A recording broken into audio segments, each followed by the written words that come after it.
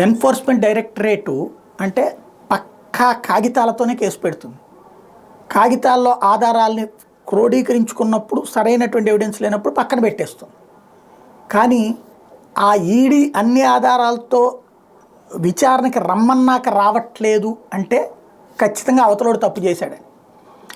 కేజ్రీవాల్ అట్లా తప్పించుకుంటున్నాడు, అట్లాగే సోరెన్ తప్పించుకుంటున్నాడు, ఫరూక్ అబ్దుల్లా మాజీ ముఖ్యమంత్రి కాశ్మీర్, ఇప్పుడు వాళ్ళిద్దరూ ముఖ్యమంత్రులు, ఈయన మాజీ ముఖ్యమంత్రి, వీళ్ళు తప్పించుకుంటున్నారు.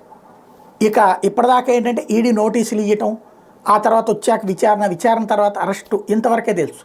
ఇక రాబోయేటువంటి రోజుల్లో ఈడీ మామూలు పోలీసుల తరహాలో 10 మంది కానిస్టేబుల్ని పట్టుకెళ్ళి తన్ని తీసుకొచ్చేటటువంటి ఏర్పాటు ఏమైనా చేస్తారేమో. ఎందుకంటే ప్రస్తుతానికి ఈడీ అట్లాంటి సూపర్ స్పెషియస్ పవర్స్ని వాడట్లేదు. దాంతో ఇక్కడ ప్రధానమైనటువంటి సమస్య ఎదురవుతోంది. వీళ్ళు మేము విచారణకి రామని చెప్పడం, ఏదో ఒక వంక పెట్టి తప్పించుకోవడం జరుగుతుంది. మామూలు పోలీసింగ్ టైప్లో కాకుండా, మామూలు పోలీసింగ్ రఫ్గా ఉంటే సిబిఐ కొంచెం సాఫ్ట్ పోలీసింగ్ చేస్తుంది, డెప్త్గా వెళ్తుంది.